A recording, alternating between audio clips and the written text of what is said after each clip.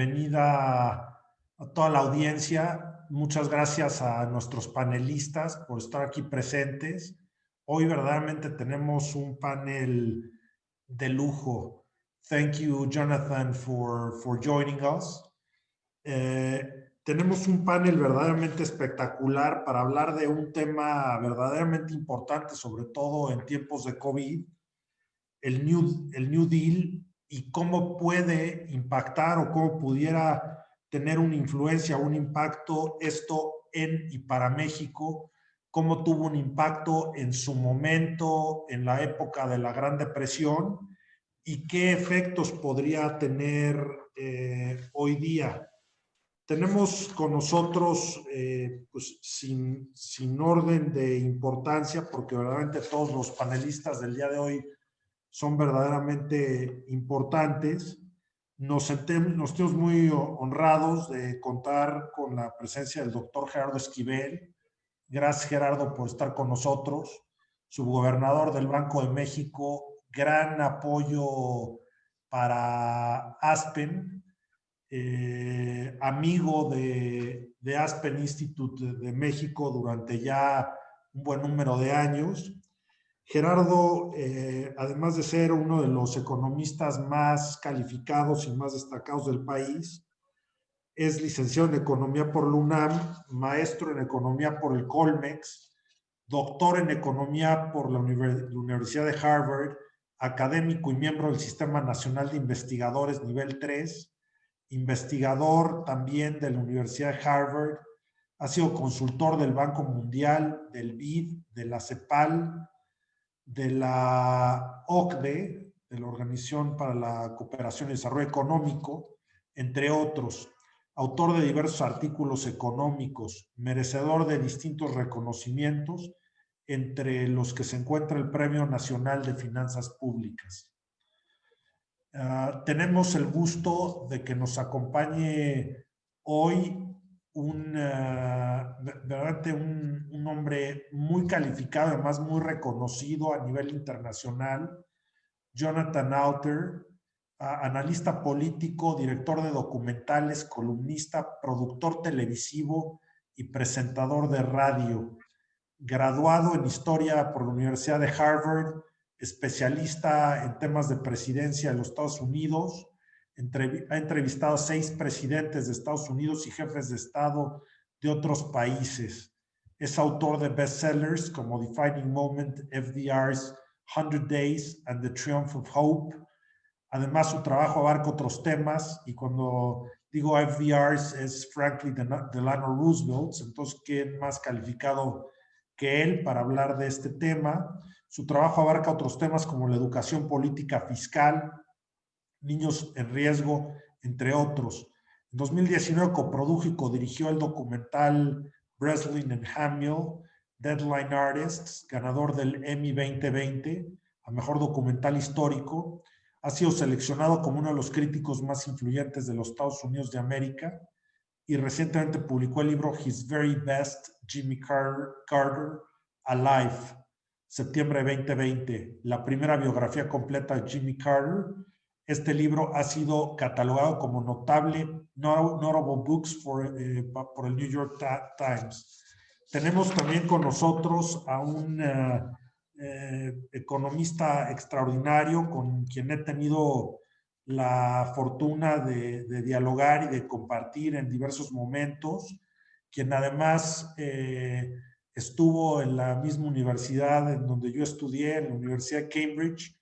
Ahí hizo su doctorado, maestro en economía del CIDE, matemático del UNAM, profesor titular de la Facultad de Economía, investigador nacional, fue director adjunto y coordinador de investigación de la CEPAL México, cofundador de la World Economic Association, la segunda mayor organización del gremio a nivel mundial, presidente del Consejo Directivo del Centro de Investigación Económica y Presupuestaria, miembro del Grupo Nuevo Curso de Desarrollo del UNAM y consejero asesor técnico del Centro de Estudios Económicos del Sector Privado. Tenemos también a Ricardo Solís, profesor de la Universidad Autónoma de Iztapalapa, egresado de Administración del TEC de Monterrey, especializado en Historia Económica en la Universidad de París 1, doctorado en Economía en la Universidad de París 10, Nanterre, profesor de Economía en la Universidad Autónoma Metropolitana Iztapalapa, con publicaciones diversas en Historia de la Moneda y la Banca. Y también tenemos con nosotros al doctor Iván Sapien, quien es un conocido analista político, abogado, experto en gestión internacional y nacional de campañas gubernamentales. Dirigió los esfuerzos para la fundación de Walmart México, se desempeñó como vicepresidente de Relaciones con el Gobierno y jefe de la oficina de Walmart en Washington. Ha sido reconocido como uno de los hispanos más influyentes por Hispanic Business. Fue consejero en su momento de Aspen Institute México, lo cual nos honra. Y verdaderamente es un tema, como lo comentaba, de la mayor relevancia para México. El New Deal representó no solamente apoyo para los empleados y para los pobres, sino implicó una reforma al sistema de regulación financiera en los Estados Unidos y diversos actos, acciones legislativos y de toda índole para lograr la recuperación económica de los Estados Unidos en ese momento. No tiene sentido que hable yo más porque todos los panelistas que están aquí sentados son verdaderamente expertos. Estoy realmente entusiasmado en poderles escuchar. Le cedo la palabra a Juan Carlos Moreno Brid, quien va a moderar este panel, y les anticipo que Jonathan Alter hablará en inglés porque se siente más cómodo haciéndolo, pero habrá una traducción para aquellos que lo requieran. Adelante, Juan Carlos, muchas gracias. Luis Gerardo, muchas gracias por la oportunidad de estar aquí contigo una vez más en el Aspen. Un gusto enorme ver amigos queridísimos como Gerardo, como Ricardo y como dice un amigo nuevo que espero se convierta Iván. Jonathan, it's a pleasure to have you here. Antes, Jonathan preguntó que quiénes están aquí. Son gente que quiere entender a México, que quiere ver qué elecciones se pueden desprender de un momento histórico, histórico mundial, no solo de Estados Unidos. El New Deal cambió el mundo. Entonces, estamos muy, muy deseosos de oírte y tendrás 25 minutos, máximo una media hora. Luego pasamos a la parte de preguntas y respuestas.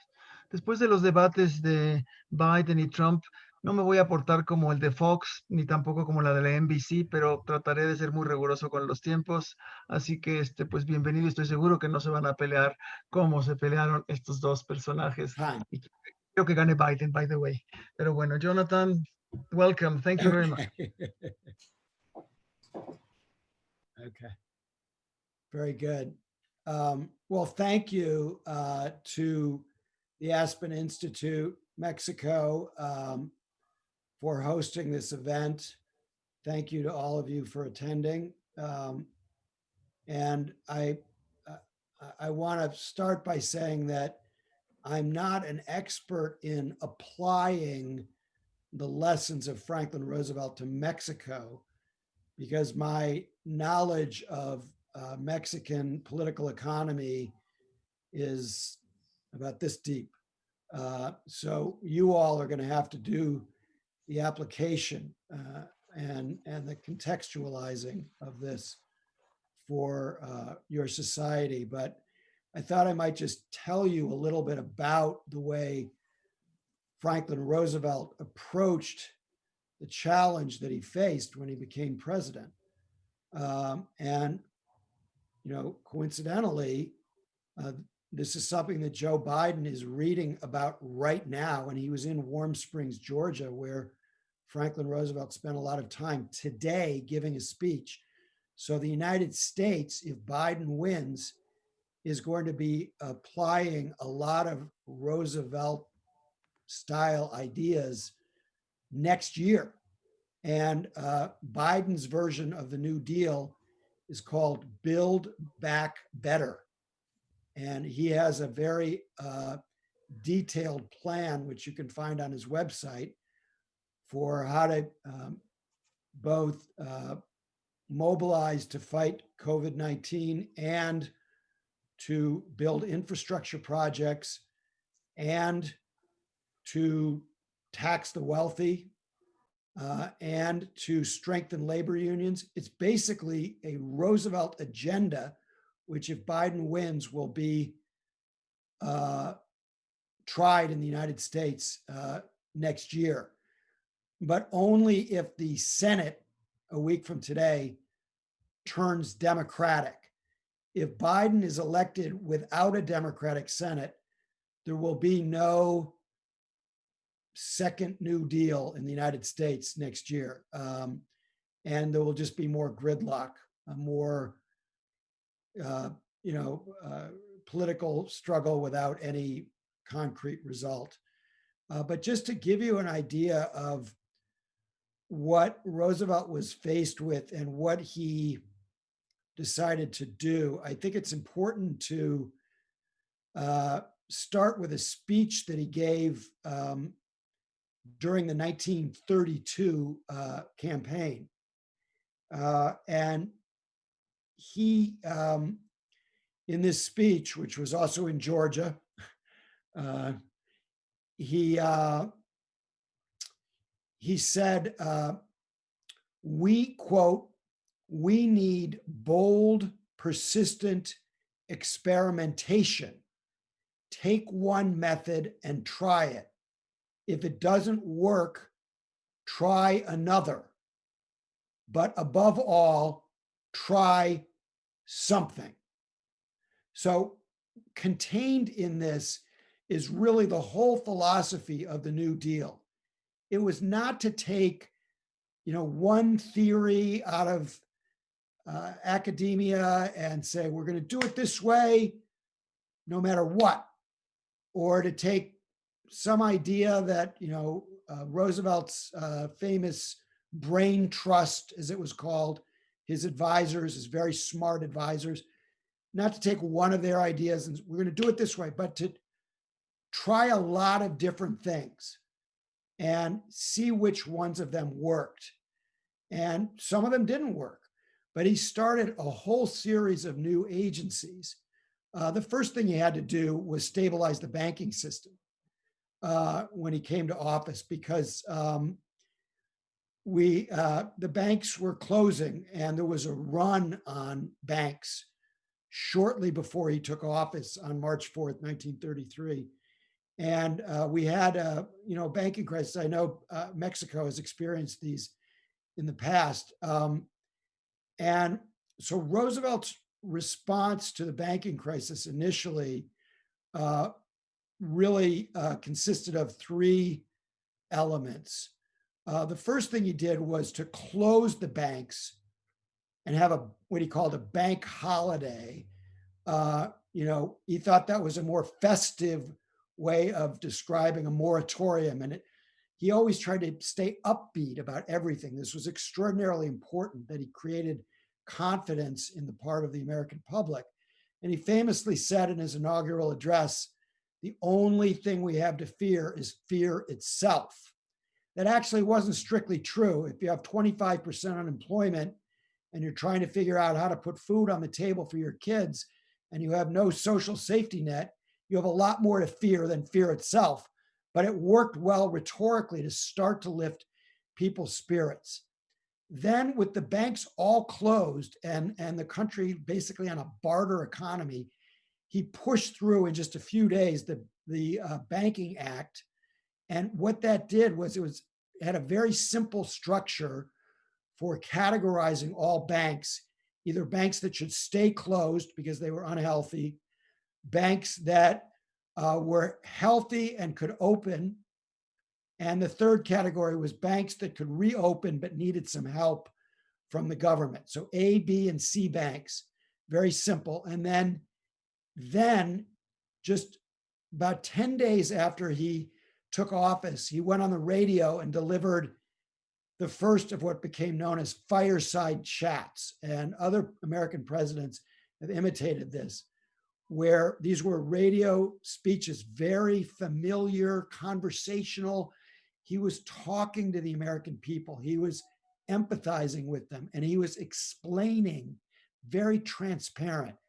He said, my friends, he called the American people, my friends, I want to speak to you tonight for a few moments about banking.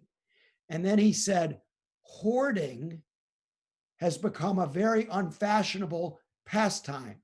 So please take your money out from under the mattress and redeposit it in the banks as they open. And lo and behold, that's what people did. So the same people who just 2 weeks earlier had been desperately lining up, hundreds of them, pounding on the doors of the banks. I want my money, and then, from the old movies where the banker pulls down the shade, no, can't get your money. The money's all gone. Those same people who were desperate to get their money out of the banks, 2 weeks later, because of Roosevelt's leadership, they put their money back in the banks and the banking system begins to recover. But it didn't really fully recover until later in the spring of 1933, or I shouldn't say fully recover, but have a path to recovery when they put in what we call FDIC, Federal Deposit Insurance Corporation. And the FDIC provided government insurance for bank deposits.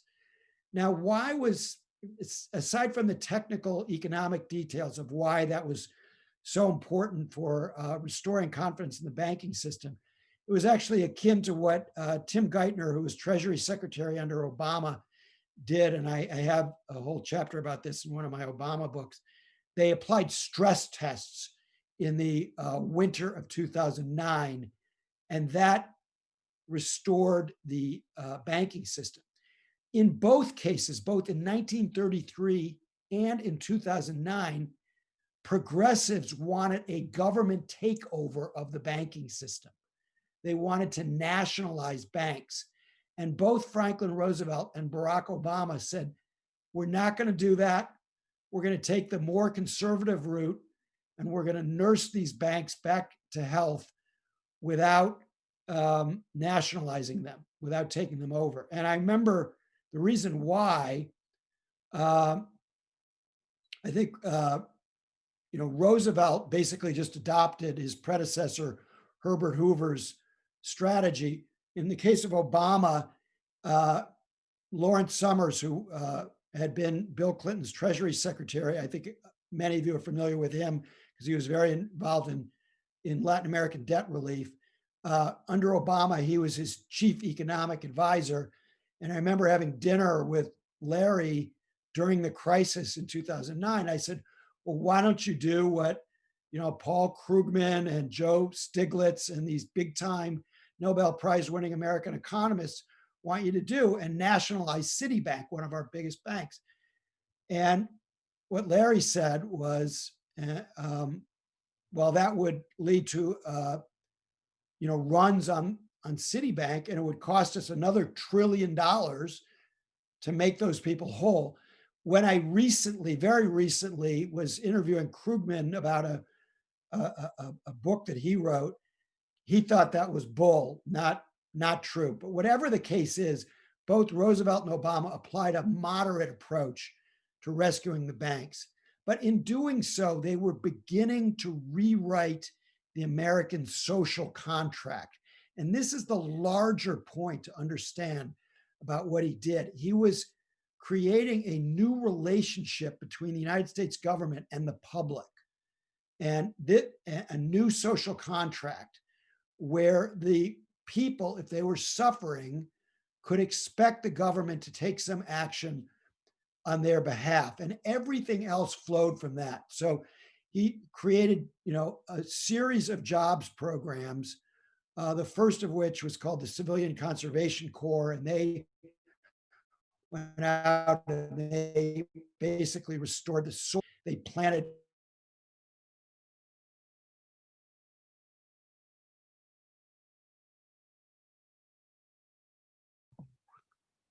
Parece que se congeló, espero que no, pero si, Irving, si le pudieras hablar por celular sería buenísimo.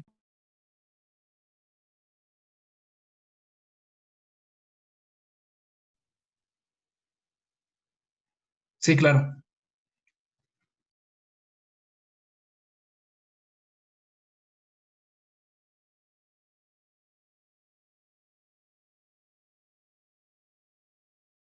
Aprovecho mientras tanto para los participantes. Algunos están ya mandando sus preguntas por el chat dirigida a todos los panelistas. Les pido por favor, si en esta primera sesión piensan en preguntas que se las pueda contestar el doctor Alder, pero, o sea, más bien sobre Estados Unidos, en particular la construcción del New Deal, etcétera. Pero si le dirigen preguntas sobre México, ya él dijo que no las va a contestar. Tengan paciencia, después tendremos a los doctores Sapien, Esquivel y Solís, y ahí los pueden bombardear con todas las preguntas que quieran del caso mexicano. Entonces les agradezco mucho. Si las quieren escribir en inglés, está perfecto, se las pasaremos.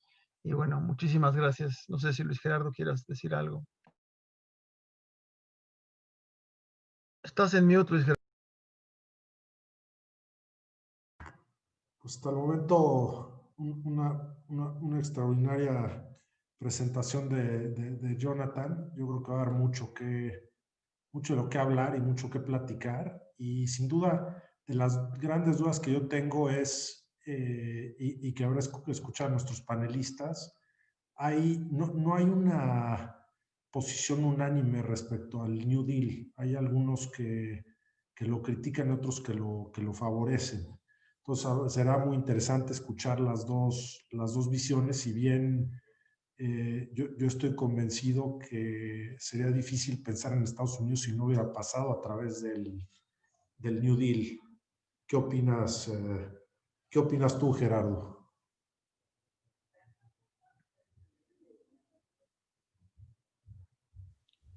Y Gerardo Esquivel, o sea, bueno, pues Presente. Presente. No, me tomas un poco por sorpresa, pero sin duda que hubiera sido una circunstancia muy distinta sin el New Deal. No sabríamos de qué estaríamos hablando. Fue una cosa que, como ya la estaba describiendo Jonathan, pues fue muy trascendental en términos de un cambio de políticas de las que venía implementando Hoover y que no estaban funcionando, y que cambiaron pues, para bien y para siempre, me parece, las perspectivas de la política macroeconómica, pero también una dimensión distinta, específica, que son las políticas públicas, no solo la política macroeconómica.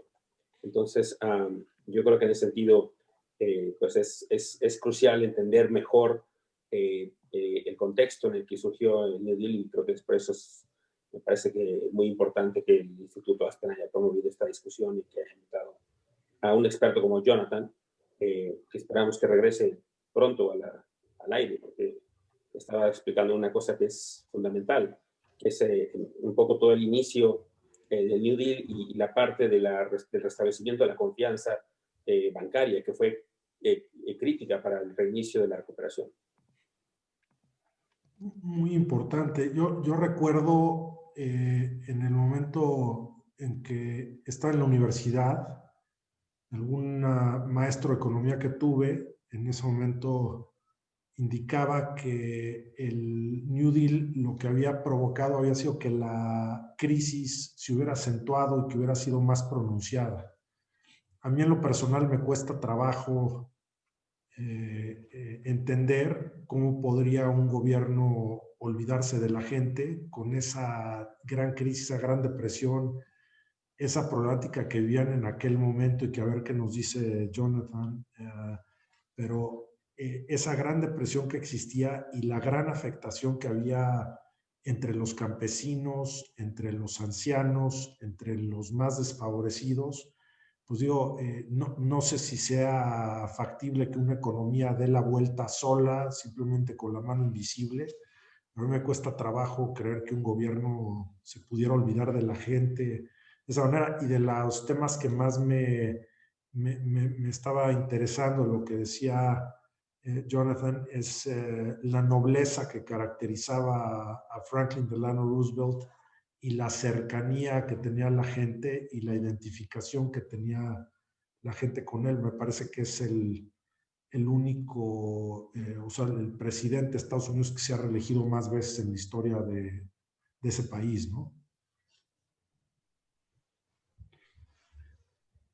Sí, pero Luis Gerardo, un comentario ahí. Sí, es el presidente que más se ha reelegido en la historia de los Estados Unidos, pero también fue la causa por la cual cambiaron la constitución para que nomás se podría reelegir un presidente 2 veces. O sea, el contexto yo creo que muchas veces se pierde cuando hablamos de FDR, es que era un político fenomenal.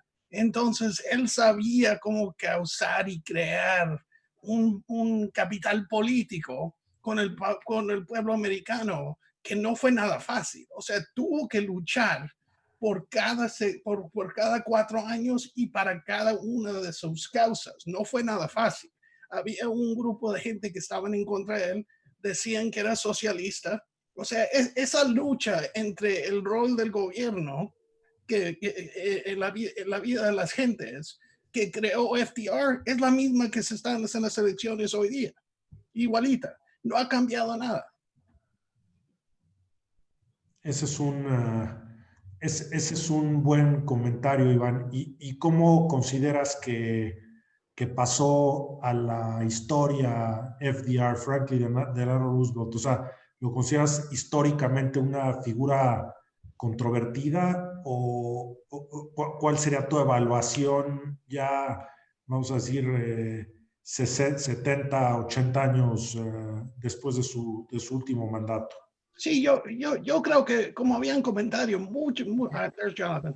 He's good. Hablamos después. Me again? Can you hear me again? We can hear you, Welcome Jonathan. back. We're glad you're back.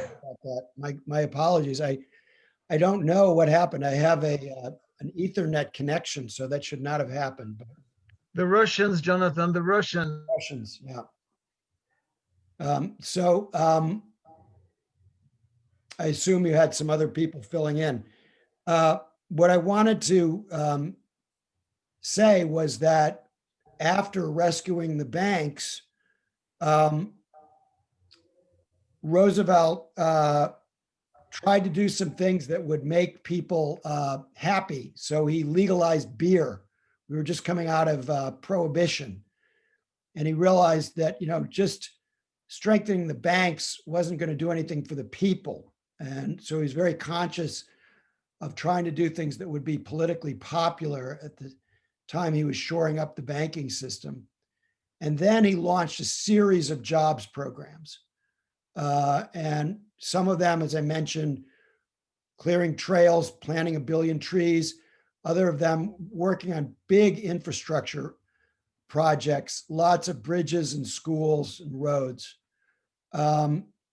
They had some direct relief, but Roosevelt was not much of a believer in welfare. He believed that it should be earned.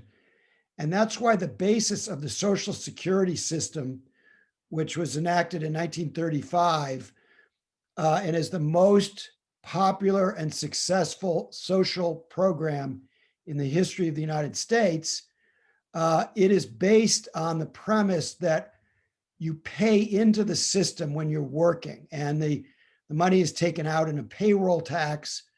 And then, even though it's a direct transfer payment from current workers to the current elderly, there's a kind of a fiction that Roosevelt created that you're putting it in a trust fund, a lockbox, and that when you turn age 65, you then get that money to support your retirement. Or if you're an orphan or a widow, you get that Social Security money.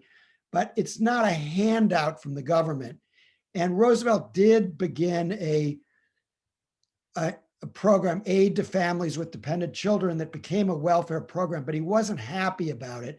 He thought that welfare should ideally be connected to work and to paying into the system. In the same way that he established the right to collective bargaining and dramatically strengthened unions, but he was against public employees unions. And so we did not have unions of public employees until the 1960s in the United States, in large part because Franklin Roosevelt was against it. And when I tell people this nowadays in the United States, they're amazed, because our public employee unions are so powerful, but they've also, close to bankrupted our states, because as Roosevelt understood with the public employees unions, the government is negotiating against itself.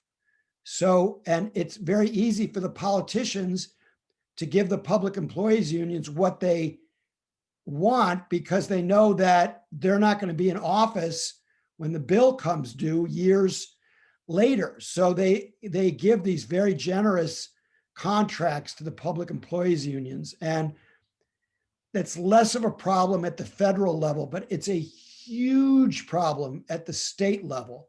And our states in the United States are required to balance their budgets. And right now, a huge percentage of their budget is going to pensions for public employees because the public employees are paid a little less, but they're allowed to retire very young and they get very, very lavish benefits. Now you can say, well, it's not lavish compared to millionaires, and that's true, but in terms of what society can afford. So one of Roosevelt's remedies, and this will be one of Joe Biden's remedies, because his Build Back Better program, if he's elected, will be modeled in many ways on the New Deal, will be to have very significant tax increases on the wealthy, because that's the only way that you can pay for any of this. And so, Roosevelt believed in confiscatory taxation. And he believed nobody should, that if you earned over $100,000 a year,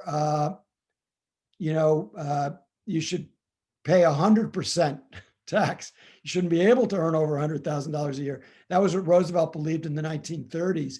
And the United States was, more willing to have, when I was a kid, our top rates were up in the 70s, even went as high as 90% with a lot of loopholes.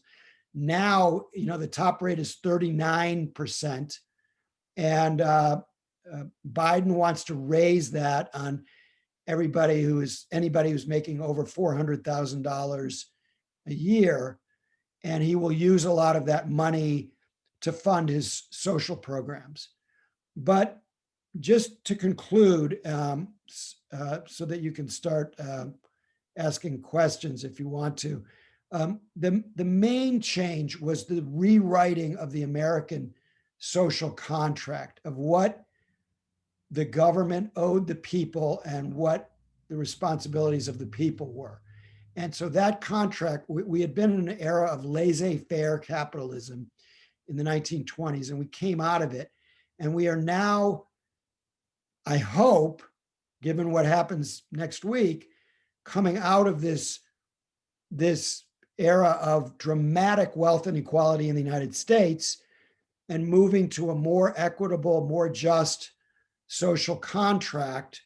And the model for that social contract is the New Deal. And if I could just brag for a moment in conclusion, 4 days ago, it came out, Joe Biden on a podcast said that he was reading my book about Franklin Roosevelt and was nice enough to mention the book and me by name. And what he took away from that was not just the economic lessons about how you have to have a very bold program, but about the fragility of democracy. And this is the crisis that we're facing right now in our country. Because as Roosevelt understood so well, if you don't bolster democracy, you can't do any of this. You must have the consent of the governed, of the people, in order to move forward. So even though dictator was a positive term in 1933, and he was urged to become a dictator. We even had an automobile called the Dictator that was pretty popular in the 1930s. It was positive. Roosevelt said, no, I'm going to do everything through Congress. And I am not going to be an authoritarian.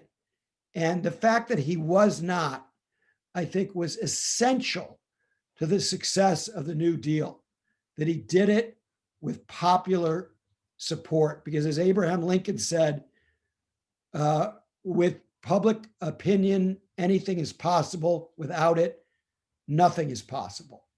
And there are lessons there that go much beyond the economics to the critical importance of bolstering democratic institutions, which is the crisis that we are facing right now, and we'll see whether it gets resolved in this election. So thanks very much for listening, and sorry about the technical problem. Jonathan, well, thank you very much. In my role as moderator, I would really like to expand a little bit more on the political economy of the New Deal. How did Roosevelt manage to understand or to build on that political economy? Because you said that you don't know about the political economy in Mexico, but you do know about the political economy in the United States at that time. If you could elaborate a little bit on that, because it looks like magic now, because it looks like, oh, he did it because he was very wise and very intelligent. But you mentioned that the issue is the political economy. You could take 3 or 4 minutes to elaborate on that, and then I'll give the floor to some of the questions. Thank you. Well, I think this will sound soft to you, but I think the political economy starts with empathy. This is why Joe Biden today is in Warm Springs, Georgia at Franklin Roosevelt's home. Because if you don't have a social contract that is based on empathy and compassion, none of the rest follows. So his ideas and you're right, it was a kind of a conjuring act, was based on really 3 forces: confidence. He had enormous confidence, empathy, and the third would be what I started my talk with: bold, persistent experimentation. Don't be arrogant about what you think is going to work, because, the terrain is strewn with economic theories that didn't work out so well. So Roosevelt, when he had polio, and the doctors were all wrong about the polio, they made it worse in 1921. And at that point, he lost faith in experts.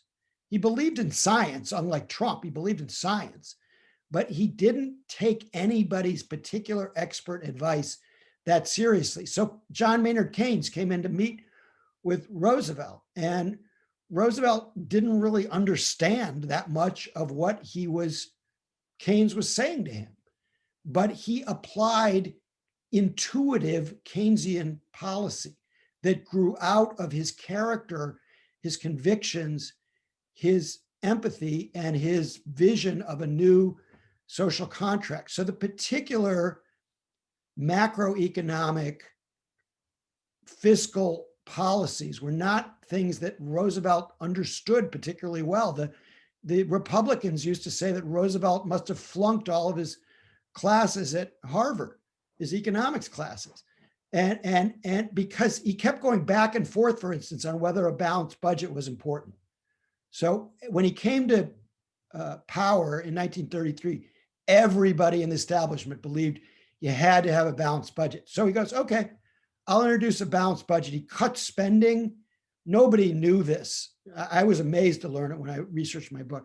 In 1933, in the midst of the Depression, he seems to be cutting spending, but he creates an emergency budget on the side and does all this off the books spending. And which is kind of a little bit sketchy, but he did it because, as one of his people said when they were testifying, and somebody said, well, how is this going to affect hunger in the long term? And the guy on Capitol Hill before Congress, he said, people don't eat in the long term. They eat today, breakfast, lunch, and dinner, we hope, So when you're responding to circumstances, you don't take refuge in economic theory. And that was a huge insight that Roosevelt had. And he was experimental all the way through. And that bold experimentation is also what helped to win World War II. But that's another story.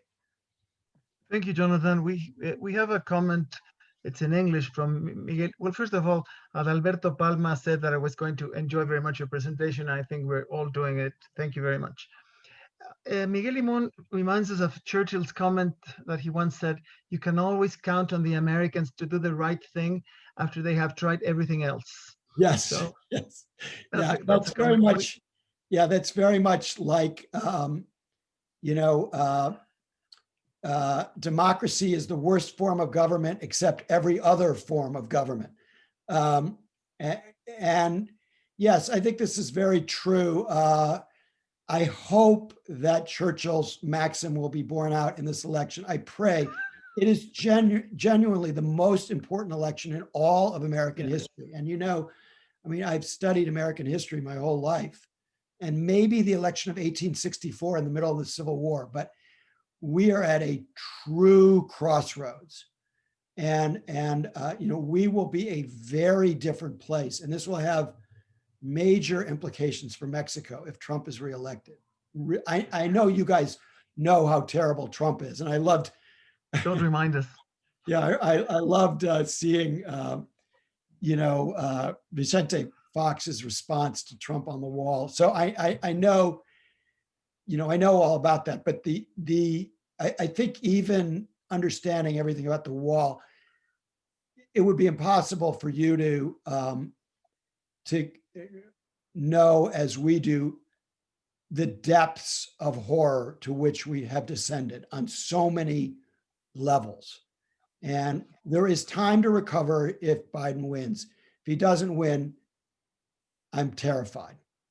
We are also. I just have to say that I'm not an easily alarmed person. And I'm normally very, you know, I've covered 10 presidential elections.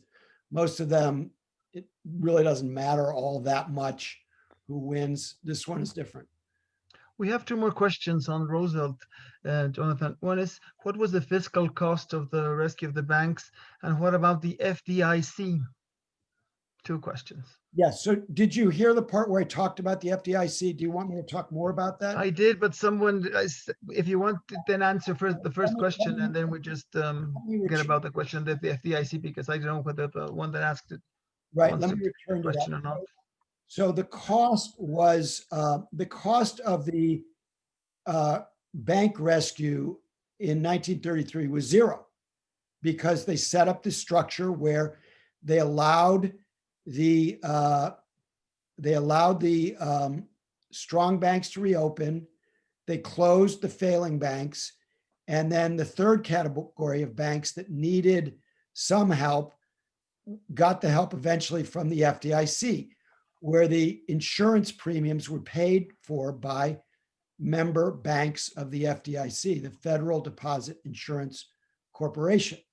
And interestingly, Roosevelt had been against the FDIC idea in the 1932 campaign. He thought that requiring banks to pay premiums to the FDIC would pull down the healthy banks, that it would deplete, the premiums would deplete healthy banks of much needed capital. And his vice president, a very conservative guy named John Nance Garner, who was against a lot of the New Deal and famously said that the vice presidency wasn't worth a bucket of warm piss. He had seen that a variation had worked in Texas. And so he pushed the FDIC. And in May of 1933, at the last minute, Roosevelt said, okay, I don't think this is going to work, but I, believe in, as he had said, trying different things. So, okay, I'll accept, you can put an FDIC into the National Recovery Act, the first big bill. And it worked spectacularly well, in the same way that Treasury Secretary Geithner's stress tests worked extremely well in 2009. The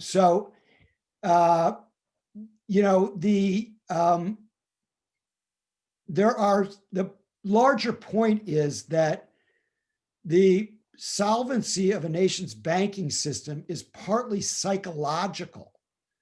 And that if you can create confidence, as Roosevelt did, and as those stress tests did in 2009, then the banking system doesn't need big bailouts. And you don't have to go for the maximalist, nationalization. I mean, you know, I don't know, do they have postal banks in Mexico? Like, given the history of our post office over the last, 100 years, that was an option in 1933 that we do our banking system through the post office. I think that would have been disastrous.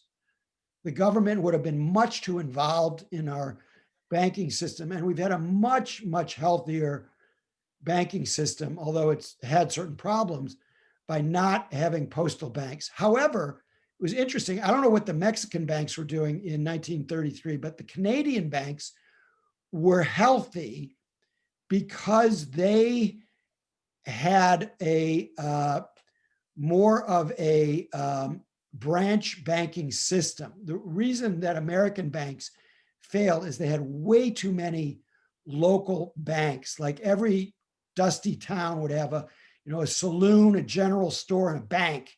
And you'd see the desperados come in, with their masks and rob the bank, right? That's what you'd see in the old cowboy movies, right? And a huge number of those banks went under earlier in the 20s, and then a lot of them were finished off in the Depression. And it wasn't really a very solid banking structure at the time. And also our Federal Reserve was not properly empowered. And the Federal Reserve Act of 1913 that set up the Federal Reserve System, they gave too much power to the New York Fed, and Roosevelt had to reform the Federal Reserve.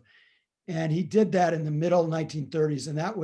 And he had very enlightened leadership. He wasn't an expert. He was a little bit like Biden. He was not an intellectual at all. He had what Oliver Wendell Holmes, our famous Supreme Court justice, described as a second-class intellect and a first-class temperament. And I always thought that Jimmy Carter, who I just wrote this book about, had a first-class intellect, except when he went to Mexico and gave this stupid toast, but that's another story, and a second-class temperament. I think Joe Biden is more like Roosevelt. He's a second-class intellect, but a first-class temperament. He knows how to relate and connect to people. And that's extraordinarily important. Another thing that Biden has in common with Roosevelt is he picks good people. He doesn't always have to prove he's the smartest person in the room. He wants to find the smartest people he can find. I know a lot of them, to surround him. But he doesn't care he doesn't care about their pedigrees. He doesn't care whether they went to Harvard. Biden could care less about that. What he cares about is whether their insights in the meeting are penetrating and make sense to him. But he's very good about that. It's a very important skill for a politician to be able to surround himself with smart people. Thank you, Jonathan. We're looking forward to your biography of Biden. That will be the next time we host you here. We have lots of questions, but many of them on Mexico and on Biden. But there's one last question on Roosevelt, which touches on something that you mentioned. How did Roosevelt change the Fed? What was the institutional change that you say it was so important that he did? Because the question on coordination of monetary policy and fiscal policy. And then I think we're going to give room for our next speakers. There was an economist named Mariner Eccles, Eccles, who was kind of the driving force in this. He basically, the bill that reformed the Fed stripped the New York Fed of at least some of its powers and reconstituted the Board of Governors of the Federal Reserve that's based in Washington.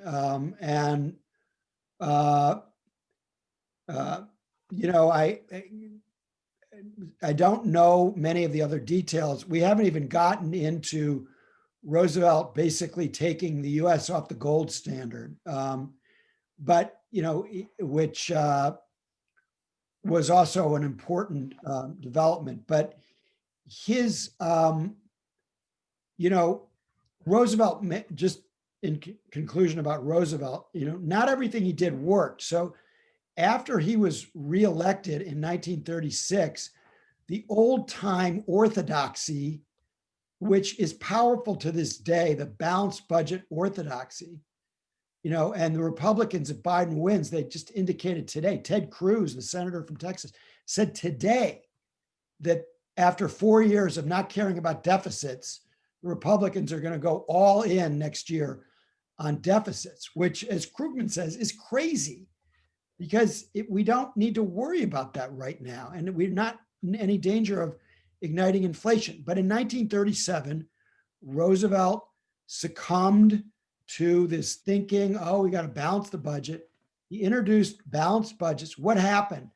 We had a second dip in the economy. The economy went way down because it wasn't healthy yet, and it wasn't time to start abandoning Keynesian thinking and balancing the budget.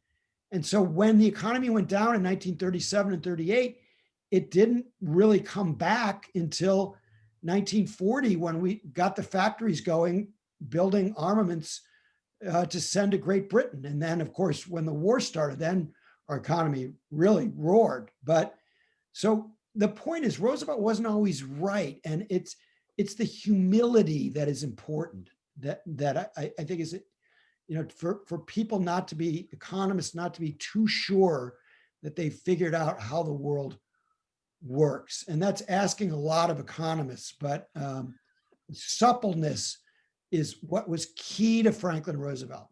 He was flexible. He was not ideological. This is the central point about him.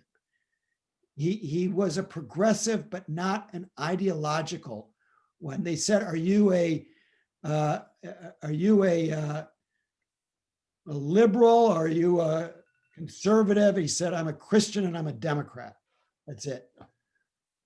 Jonathan, thank you. Muchas gracias. Thank you very much. It's been illuminating. Now we have to give the floor to our other speakers. Muchísimas gracias, Jonathan. Si quieres quedarte, es un gran placer. Aprendimos muchísimo y esperamos tu siguiente libro. Pasamos ahora a la siguiente parte del panel. En orden estrictamente alfabético, tenemos 3 doctores, los 3 empiezan con D de doctor, entonces tenemos un pequeño problema, por lo cual nos vamos hasta el apellido.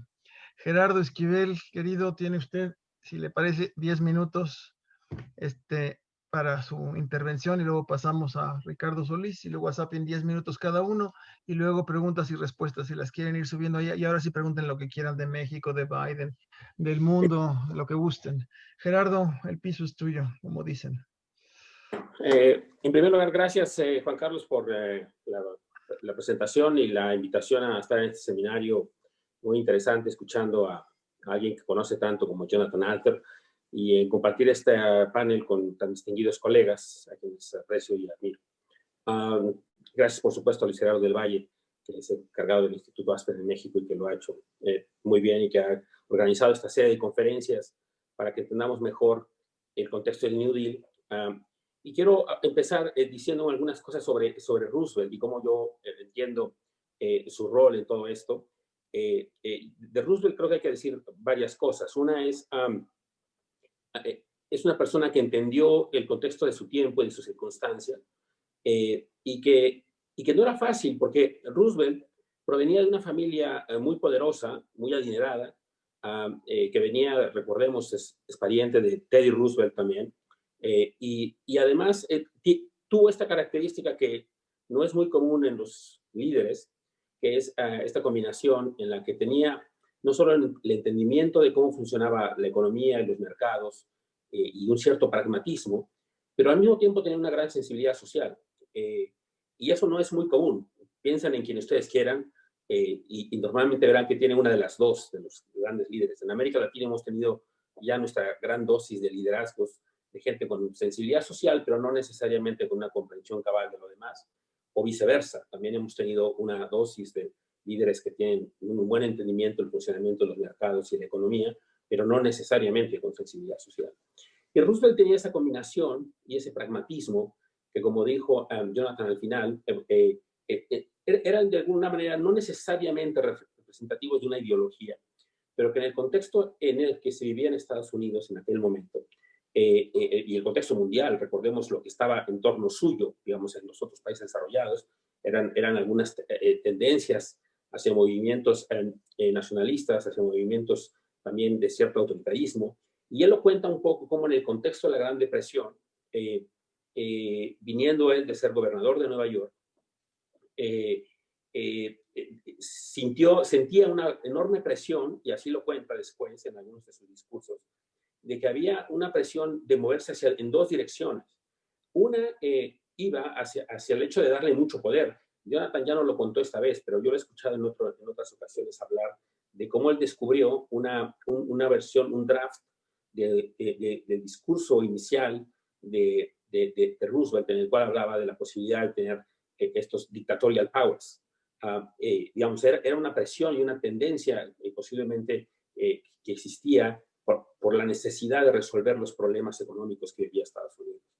Y por el otro lado había otros que básicamente que decían que debían seguir la misma ruta, una ruta que estaba claramente sin funcionar y que estaba hundiendo a la economía cada vez más.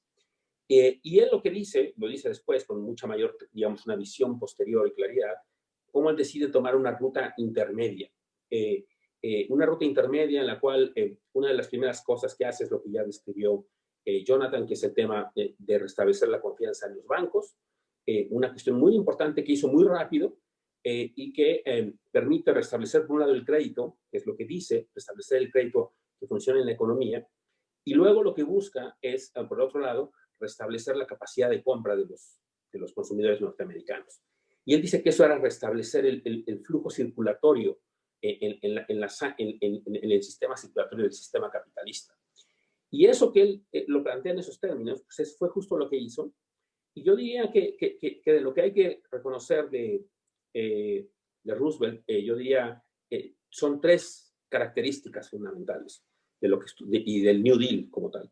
Uno es la parte de la política macroeconómica, que es a veces la que se le asocia demasiado a Roosevelt con la política macroeconómica, con el tema keynesiano versus la política más tradicional basada en un modelo clásico, en el cual se hubiera dejado hacer buscar la austeridad, efectivamente, buscar el balance fiscal, y que eso hubiera terminado de hundir a la economía, esperar a la deflación de precios y salarios, y que eso hubiera terminado hundiendo en un tremendo desempleo al país.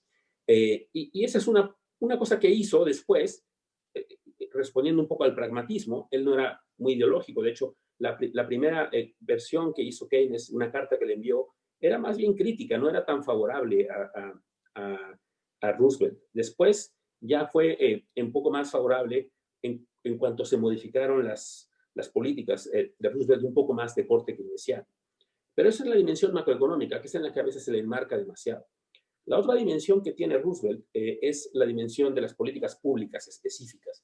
Y yo diría que eso es muy importante entender, porque a veces se piensa nada más, una cosa es decir, el Estado puede gastar más, digamos, tratar de compensar la ausencia de demanda del sector privado, pero la pregunta también es en qué gastar y cómo gastar. Y Roosevelt hizo una cosa que me parece que fue muy importante, fue toda esta serie de pequeños programas, algunos grandes en volumen, de importancia, unos menos conocidos que otros, pero que buscaron hacer justo lo que decía antes, que era restablecer la capacidad de compra de los consumidores norteamericanos. Hizo, por ejemplo, este programa, que algunos encontrarán algunas semejanzas con algunos programas que operan en México, que es el Civilian Conservation Corps, el Triple C le llamaban. El Civilian Conservation Corps era darle empleos a los jóvenes fundamentalmente que estaban desempleados, que estaban por millones desempleados, y que él los contrataba durante un cierto tiempo, ese programa, y les daba alojamiento, alimentación y una parte de ingresos, parte de lo cual tenían que enviarle a sus familias como compromiso. Entonces, ese tipo de programas, que fueron muy exitosos, en donde de un volumen y de una escala tan grande, fueron muy importantes en la capacidad de recuperación de compra de los consumidores norteamericanos. Y luego está un programa como el de seguro de depósitos, que ya habló Jonathan. Y luego está, por supuesto, una cosa que a mí me parece lo fundamental que hizo Roosevelt, que es el tema de la seguridad social y el seguro de desempleo. digamos, con eso termina de construir lo que hay de estado de bienestar en Estados Unidos. El estado de bienestar de Estados Unidos es bastante endeble comparado con lo que hay en países europeos. Pero lo poco que hay, parte de eso, lo fundamental, se construyó justo en esa época, porque era la visión de cómo hacer la política pública y cómo traducirla en programas concretos. Y yo creo que eso a veces se olvida un poco cuando se piensa en Roosevelt en estas otras dimensiones más teóricas, que en realidad él, como lo dijo Jonathan, no es que fuera un intelectual, ni mucho menos, pero era muy pragmático y tomaba lo que consideraba lo mejor de todo eso.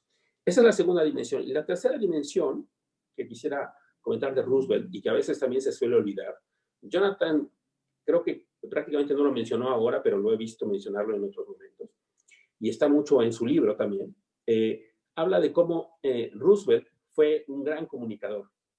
Y eso fue crucial para su liderazgo, fue crucial para haber sido reelecto en las 3 ocasiones que fue reelecto, porque se volvió una voz muy cercana a los ciudadanos norteamericanos. Él fue el primero que usó el radio, digamos, como un vehículo de comunicación con la sociedad.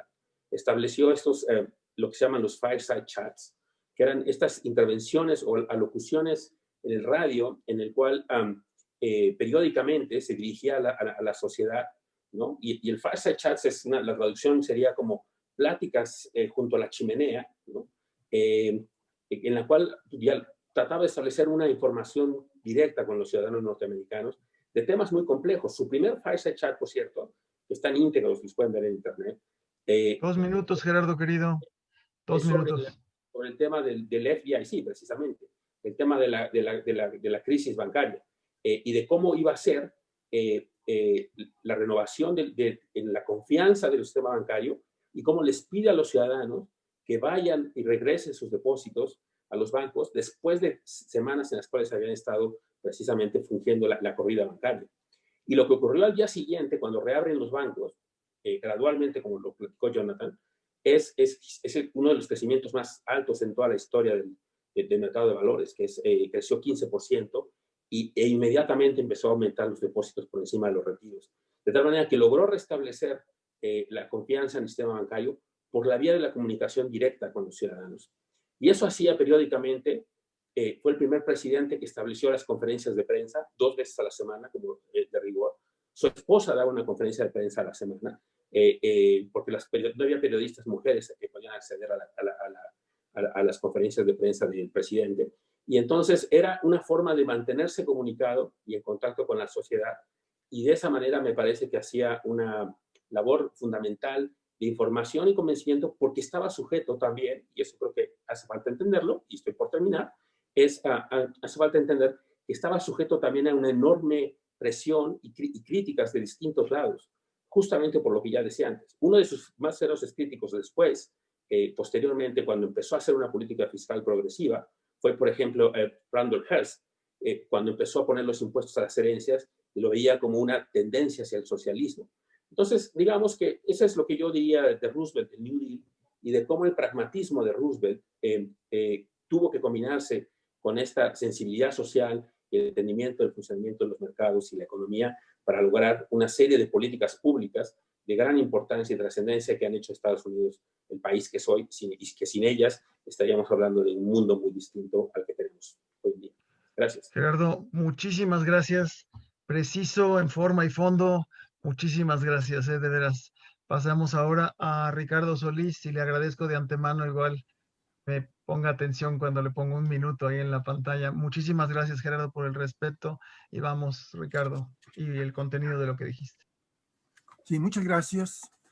Yo quisiera complementar la información relativa a la estabilidad, al rescate bancario, y decir que efectivamente uno de los primeros problemas a los que se enfrentó el presidente Roosevelt cuando tomó posesión fue que el sistema bancario estaba colapsado, estaba cerrado, porque en los años anteriores habían ocurrido por lo menos 3 episodios de crisis bancarias con miles de bancos en quiebra, y muchos de los gobernadores de los estados habían decidido suspender la actividad bancaria en los días anteriores a la toma de posesión, de manera que cuando él llegó, el sistema bancario estaba cerrado y entonces pidió unos días, convirtió los días que siguieron a la toma de posesión en días feriados para dar tiempo a que se emitiera o se aprobara en el Congreso una ley de emergencia bancaria que permitió que finalmente aproximadamente 13,000 bancos reabrieran sus puertas al público con el discurso al que se referían tanto John como Gerardo, y que se puede escuchar en internet el 12 de marzo, pidiéndole a los ciudadanos norteamericanos que tengan confianza en él, que tengan confianza en los bancos, y efectivamente esta comunicación funcionó, y efectivamente los ciudadanos norteamericanos acudieron a los bancos a regresar sus ahorros, y entonces restableció la actividad bancaria gracias a ese poder de comunicación, de convencimiento que tuvo el presidente. Pero yo quisiera hablar también de algo que está ligado al rescate bancario, y es esta flexibilidad que mostró el presidente Roosevelt cuando tuvo que decidir respecto al patrón oro. En aquella época, una de las grandes discusiones era si el país se iba a mantener dentro del patrón oro y si el presidente iba a mantener el tipo de cambio históricamente desde por lo menos 1900 a razón de $21.67 la onza. Entonces lo que hizo el presidente Roosevelt fue decir, si nosotros tenemos que hacer un esfuerzo muy grande para mantener el valor del oro y tenemos que sujetar la economía a los vaivenes del mercado del oro y por lo tanto, según la regla del patrón oro, poner en recesión cuando hay un problema del valor del oro, entonces él opta por fortalecer la economía norteamericana y abandonar el patrón oro, lo que significó, por supuesto, un debate internacional muy grande, pero en la ley del 30 de enero de 1934, el país formaliza algo que había venido ocurriendo en los meses anteriores, que era el abandono del patrón oro, y declara la devaluación del dólar de $21.67 por onza Troy a $35, que por cierto duró 70 años.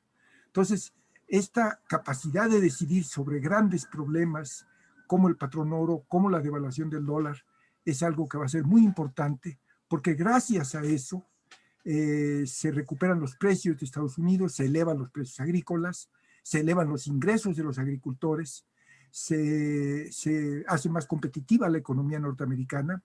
De hecho, gracias a eso las reservas de oro de Estados Unidos se incrementan, y entonces el complemento de la decisión de restaurar, de rescatar a los bancos y de convencer a los ciudadanos de regresar sus depósitos a las ventanillas de los bancos, tiene mucho que ver con esta decisión valiente de abandonar el patrón oro y por lo tanto de abandonar los grilletes que el patrón oro implicaba para el Banco Central y dejar que este Banco Central tuviera la libertad que no tenía por la adherencia del país al patrón oro.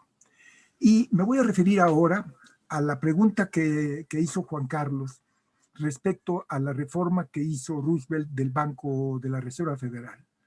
Entonces, el Banco de la Reserva Federal, creado en 1913, nació como un banco muy raro, en el sentido en el que estaba dividido en 12 regiones, había 12 gobernadores, no se ponían de acuerdo, generalmente ellos eran todos conservadores, adherentes o defensores del patrón oro, y por lo tanto, desgraciadamente, durante la crisis, esta falta de coordinación y este conservadurismo que tenían en el ADN los banqueros, los gobernadores de los bancos regionales, hizo que en realidad el Banco Central, es decir, el Banco de la Reserva Federal, jugara un papel procíclico durante la crisis, y que de ser una crisis bancaria o una crisis bursátil se convirtiera en una recesión económica de grandes proporciones, como ya lo dijo John, con un 25% de desempleo, etc.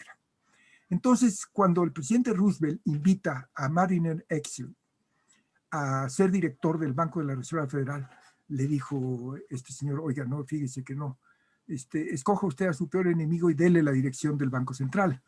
Entonces, Roosevelt le preguntó y le dijo, bueno, muy bien, ¿cuáles serían las condiciones gracias a las cuales usted aceptaría ser director del banco?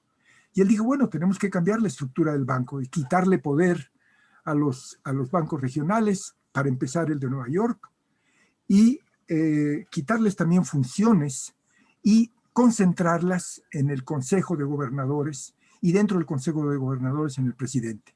De tal manera que este hombre, el director nombrado por Roosevelt para dirigir el Banco Central, creó un nuevo banco en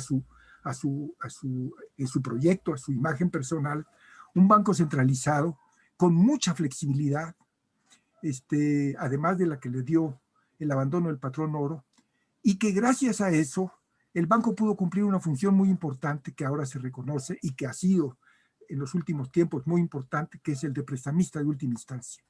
Entonces, sintetizando la cuestión es la confianza del público en los bancos, que regresan sus depósitos a los bancos y por lo tanto se protege el pasivo a través del seguro de depósitos y luego se le da al banco la función de prestamista de última instancia que protege la solvencia de los bancos y la estabilidad del sistema. Tenemos una solución por el lado del pasivo de los bancos y una solución por el lado de los activos de los bancos. Entonces, esas dos decisiones son muy importantes, aparte la reestructuración del banco y la flexibilidad que da haber estado fuera del patrón oro.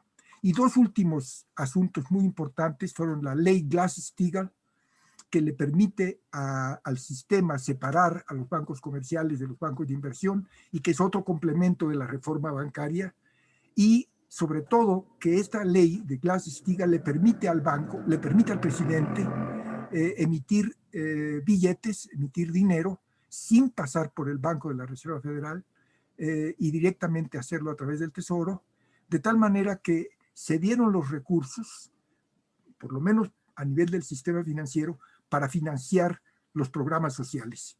Y un último dato, la devaluación del dólar, cuando pasó de 20.67 a 35, permitió que las reservas de oro del Banco de la Reserva Federal se revaluaran, porque ahora en lugar de valer la cantidad de oro multiplicada por 20.67, era la cantidad de oro multiplicada por 35, y se creó una utilidad en las reservas por 3 billones de dólares, 3 millones de dólares. Entonces, ¿qué hizo Roosevelt con ese dinero, con esas ganancias? Primero decir, son ganancias que pertenecen al gobierno. Como ahora, si tiene ganancias el Banco de México, el gobierno dice, pues son mías, y a ver cuándo me las dan. Pero el punto fundamental es que de esos 3 billones de dólares, el gobierno creó un fondo de estabilización de los tipos de cambio por un valor de 2 millones y se quedó con $1 billón para financiar sus programas. De tal manera que todas estas reestructuraciones que hubo en el sistema financiero, el rescate bancario, el abandono del patrón oro, la revaluación de las reservas, la ley Glass-Steagall, la reestructuración del Banco Central en 1935, fueron una columna vertebral desde el punto de vista financiero para la política que siguió, yo creo, con mucho éxito y con muchos ejemplos a seguir el presidente Roosevelt en su momento.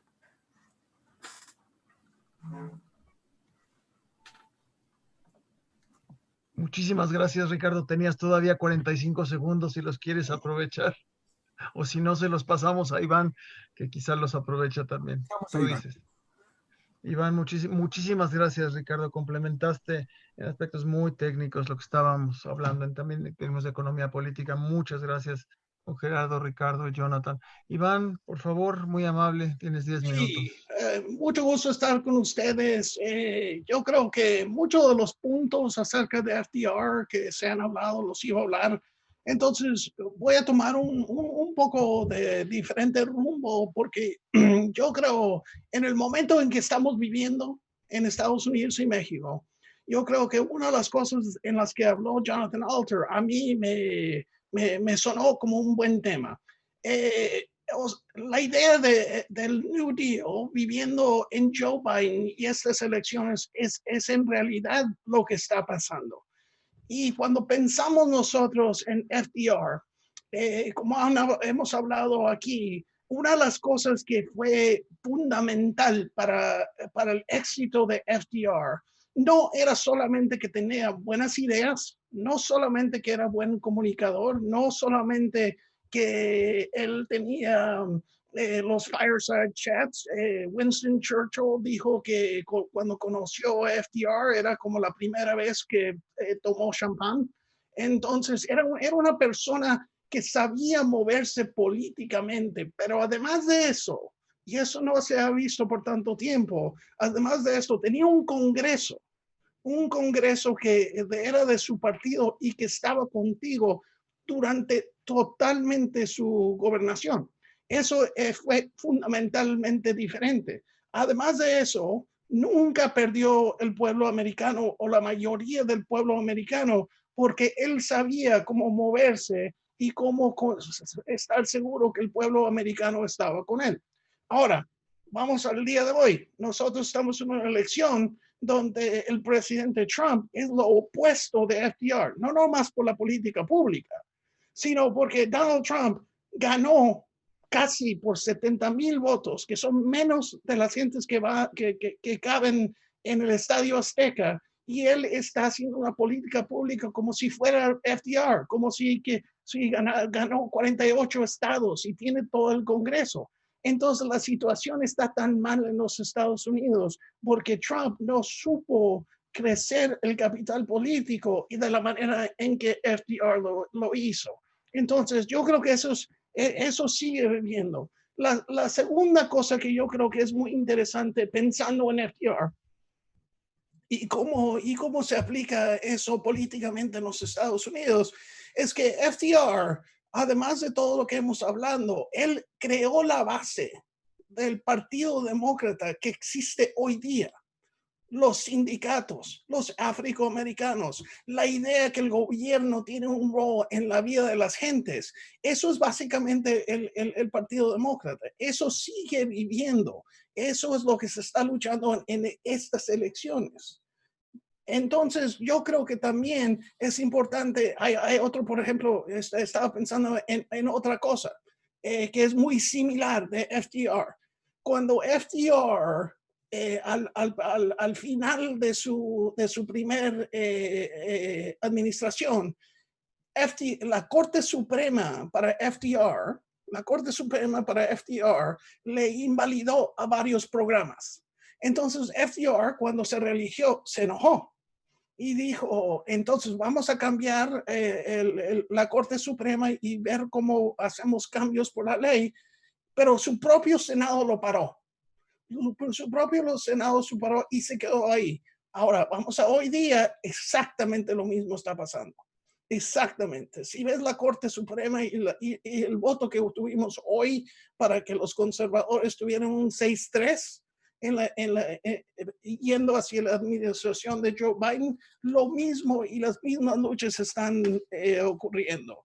Entonces, yo creo que sí, o sea, FDR fue un gran presidente. Luis Gerardo, me habías preguntado si todas las cosas que hizo FDR todavía siguen siendo vistas buenas por el pueblo americano. Todo lo que hizo, todo lo que funciona, la gente pues se ha acostumbrado, pero en realidad hay dos visiones, o sea, los demócratas y los progressives, o sea, siguen viendo estos programas como cosas buenas. Y básicamente Donald Trump y los republicanos se dedicaron por 4 años a quitar todas estas cosas, lo más que podían dentro de la ley.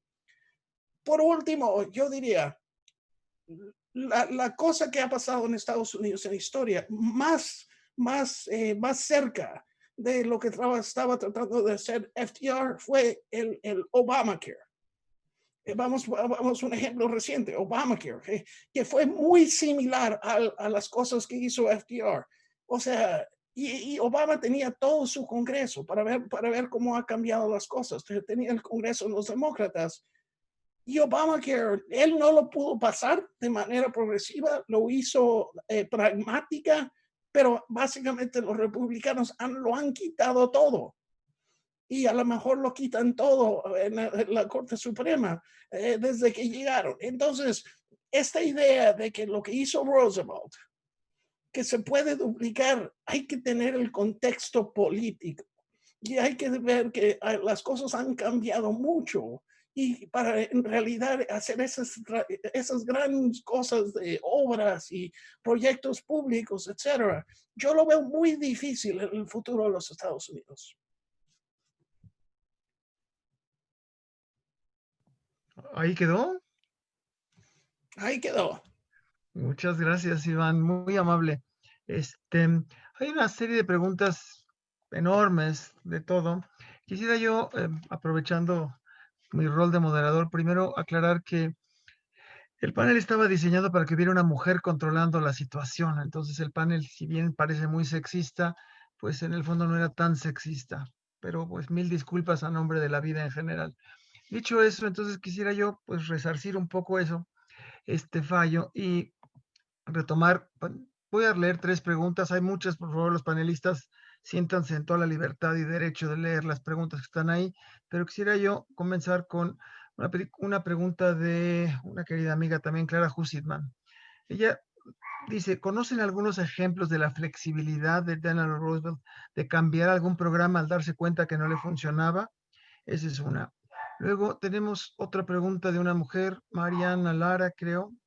Ella habla de ¿dónde está Mariana, querida? Ay, Dios, son tantas preguntas, perdón. Bueno, tenemos, si quieren, una de Armando Cuellar, ahorita voy a la de Mariana Lara. ¿Qué similitudes y diferencias encuentran los panelistas entre la política de Roosevelt y las políticas de López Obrador? ¿Sería momento de implementar una política fiscal diferente? Y ahorita que encuentro la de Mariana, se las comparto también. O si Mariana está por ahí, aquí dice. Dice que nos felicita, o los felicita a ustedes, el papel de la mujer y que evoluciona todo eso, y que ojalá, en qué medida la visión cambiaría un poco la visión si se considera más la opinión tanto de las mujeres como de los jóvenes en una nuevo deal, o nada más se quiere repetir el capitalismo de siempre. Estoy mezclando la pregunta de Mariana con una de Fernando Durán. Son las preguntas de ustedes, como la quieran contestar, o si quieren contestar alguna de las otras que están en la enorme lista. Si quieren, empezamos al revés. Iván. Sí, yo podría dar el ejemplo que yo di de la Corte Suprema. Es un ejemplo de FDR siendo bien pragmático. O sea, básicamente la Corte Suprema de los Estados Unidos era uno de sus grandes contrincantes, porque durante toda su gobernación se la llevó quitándole proyectos diciendo que él tenía demasiado poder. Entonces su actitud era, pues la ley me permite cambiar el número de Supreme Court Justices o a qué año se tienen que retirar. Y él lo quería hacer. Pero fueron los senadores republicanos que básicamente le dijeron de manera muy pragmática, tal vez lo puedes hacer, pero no te vas a reelegir porque el pueblo te va a ver como dictador.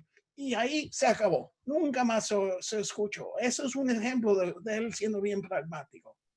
Gracias. Jonathan también mencionó que primero aplicaba lo que dijo, política restrictiva fiscal, y que luego armó un presupuesto paralelo siendo una política expansiva, ¿no? Pero le pasamos la palabra a Ricardo Solís.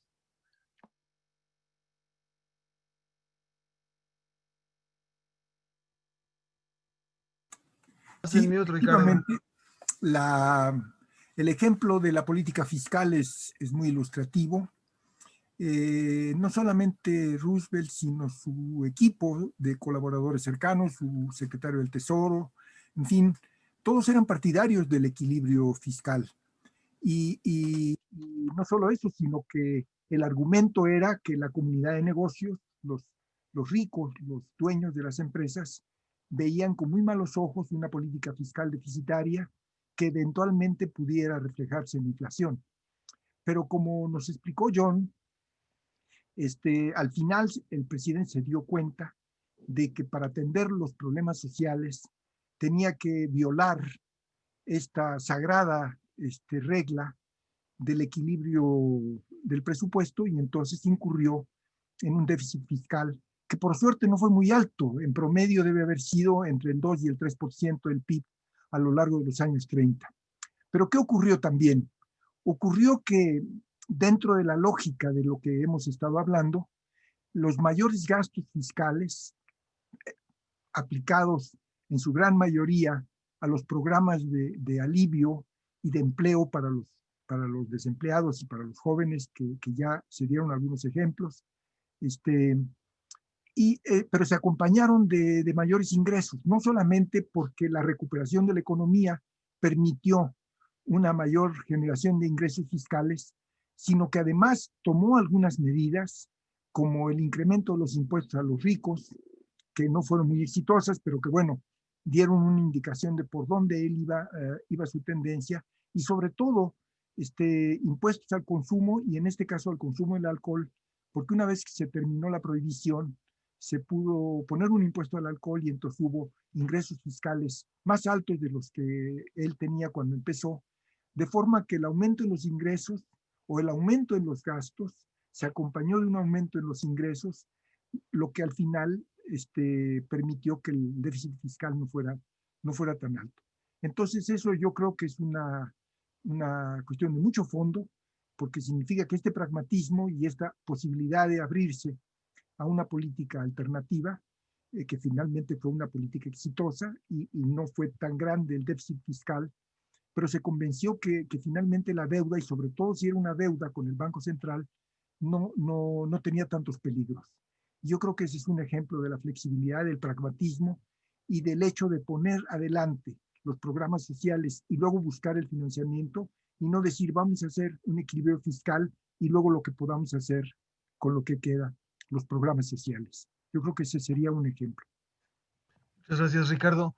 Gerardo, te añado, porque hay varias que están dirigidas a ti en distintos colores y sabores, pero es más o menos el mismo tamal. De que, ¿qué características del New Deal de Roosevelt están presentes de manera más notable en el escenario mexicano? ¿Qué convergencias hay entre el estado de bienestar de allá, de esa época, con las propuestas de Andrés Manuel? O si ese es el momento de retomar una política fiscal y hacer una reforma e impulsar una política expansiva. Hay varias más que se parecen mucho, todas para ti. Ok, bueno, lo primero que diría es respecto a la pregunta inicial de la modificación. Coincido con la importancia de lo que señalaba Ricardo, en el sentido de que la política fiscal es un ejemplo de ello. Por eso yo empezaba diciendo que había que separar entre la parte de políticas públicas como tal y la parte macro, digamos, keynesiana versus la respuesta clásica o tradicional. En algún sentido, Roosevelt fue mucho menos keynesiano de lo que solemos pensar que fue.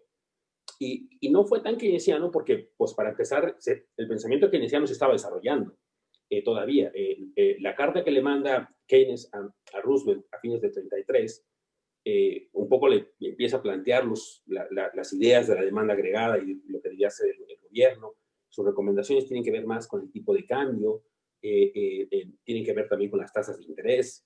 En fin, una serie de comentarios que hace Keynes en ese sentido, que nos hacen pensar que era mucho menos keynesiano de lo que hoy solemos atribuirle. Entonces, él empezó siendo más bien una política, como ya lo platicó John, relativamente ortodoxa, que fue modificando con el paso del tiempo. Luego volvió, como dijo John, sucumbió a las presiones, porque había muchas presiones. Siempre es importante entender el contexto en el cual ocurren las cosas, ¿no? Había presiones, grupos de poder, sus propios asesores, la propia visión dominante era de buscar el equilibrio fiscal. Y de hecho eso fue lo que condujo eventualmente a lo que ya se conoce como the Roosevelt Recession, o sea, la recesión de 37, que fue un poco que no estaba aún consolidada la recuperación económica y que entonces la quisieron frenar, quisieron un poco regresar a la estabilidad macroeconómica y déficit fiscal, sin déficit fiscales, etcétera, y eso condujo a una nueva recesión por la ausencia de demanda agregada. Y luego ahí retoma el paso y lo cambia de nuevo en ese pragmatismo muy típico de Roosevelt y ya se vuelve un poco más keynesiano, ya con las ideas de Keynes mucho más vigentes, mucho más difundidas por todo el mundo, desarrollado en general, y entonces ya adopta, digamos, unas propuestas mucho más de carácter keynesiano. Pero, digamos, fue dando tumbos un poco en esa dirección sin que tuviera una claridad. Y eso me lleva un poco al tema, a las preguntas que hacen respecto a si se parece o no a lo de López Obrador. Vi que hay una pregunta que dice que si la austeridad es exactamente lo contrario, la austeridad republicana que plantea López Obrador. Yo diría que tiene algunos aspectos que podríamos vincular, de hecho, curiosamente. Recordemos que la austeridad republicana que plantea López Obrador no es menos gasto, es menos gasto en ciertas cosas y más gasto en otras.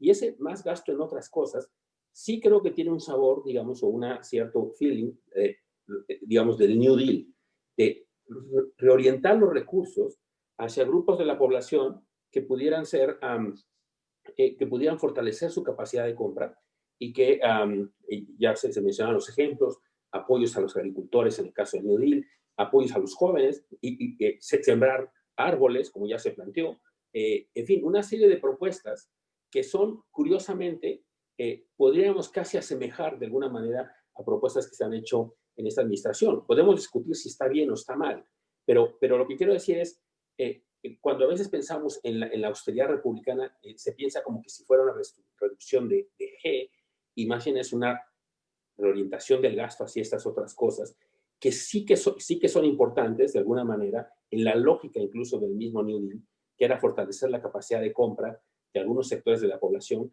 que no la tenían. Por supuesto que se pueden hacer muchas otras cosas más. Yo he estado diciendo el tema, si en ese momento se pensó en la seguridad social y en la creación de un seguro de desempleo, ¿por qué no podríamos discutirlo nosotros justo ahora? Por ejemplo, ¿hay espacios para hacer algunas cosas? Sí, pero de nuevo, de forma similar a como estaba, digamos, Roosevelt, un poco atado en parte ideológicamente, en parte por las presiones de los ciertos grupos a mantener un cierto equilibrio fiscal, pues en parte así también están los países emergentes, yo diría en general, no solo México. Y ahora no estamos necesariamente sujetos a algún tema solo ideológico, sino también está el tema, tenemos las calificadoras, somos un país endeudado, no somos un país como Estados Unidos con la capacidad que tenía ya desde aquel entonces su rol hegemónico en la economía. Viene una serie de factores que limitan la posibilidad de realmente tener una política contracíclica plena, que a muchos quizá nos gustaría, pero que enfrenta limitaciones reales por las condiciones en las que vivimos en el mundo y por las restricciones que se le imponen a los países emergentes en general. Entonces, digamos que hay elementos de similitud, sin estirar demasiado la liga, pero también hay elementos en los que se puede aprender de las experiencias de aquel entonces hacia adelante, me parece. Ricardo, muchísimas gracias. Ricardo, Iván, muchísimas gracias. Ya son poquita pasadas las 7:30, dado que tuvimos el problema ese que se nos fue la luz, como se dice. Le paso la palabra a Luis Gerardo y le agradezco la invitación a su servidor a moderar esta sesión. No sé qué moderé, pero aprendí mucho. Luis Gerardo, todo tuyo. Juan Carlos, excelente moderación. Creo que ha sido un evento extraordinario. De esto se trata Aspen. Como muchos de ustedes saben, Aspen inició allá en el año 1949, cuando se organizó en Aspen, Colorado, una reunión para celebrar el bicentenario del natalicio de Goethe, y en ese momento comentar los problemas más críticos de la sociedad de aquel momento. ¿Qué problema como el que estamos viviendo, la crisis económica que va a tener que enfrentar el mundo y que va a tener que enfrentar nuestro país? Qué maravilla que esté aquí uno de los economistas líderes en México, Gerardo Esquivel, quien además es una de las personas que dirige el Banco de México y que muestra el interés del Banco Central en este tipo de actividades, además de que Gerardo pues, ha sido amigo de Aspen, como ya lo dije, durante mucho tiempo. Ricardo, excelentes comentarios, verdaderamente profundos. Iván, realmente nos dejas muchas reflexiones. La presentación de Jonathan creo que fue extraordinaria. Y para cerrar este panel, déjenme comentarles cuál es el propósito de este objetivo, de estos webinars, que van a ser 3. El día de hoy era simplemente centrar el New Deal en el contexto histórico en Estados Unidos, entenderlo, y qué mejor que haberlo entendido de un autor como Jonathan Alter, que es un experto en FDR, en Franklin Delano Roosevelt y en lo que sucedió en el New Deal. La próxima reunión va a ser entender lo que sucedió en México en ese contexto histórico. ¿Qué está sucediendo en México? ¿Cómo abordó México el New Deal? ¿Y qué efectos tuvo en nuestro país? Para posteriormente, en el tercer webinario, entender si esto que sucedió en aquel entonces, en los 1930s, podría aplicarse en este momento como una de las soluciones, y repito, una de las soluciones, porque no creo o no queremos que sea la única, pero una de las soluciones para salir de la crisis que ha provocado COVID-19. Entonces, esto de alguna manera es una serie de 3, y pues los esperamos a todos en el próximo webinario. Agradezco al ingeniero Alberto Palma, quien fuera director ejecutivo de Aspen Institute en México y quien hizo un extraordinario trabajo en su momento y que hoy nos ha apoyado a organizar este evento, y que pues creo que la calidad habla por sí sola, y no tengo nada más que decir al respecto. Muchas gracias a todos y nos vemos a la próxima.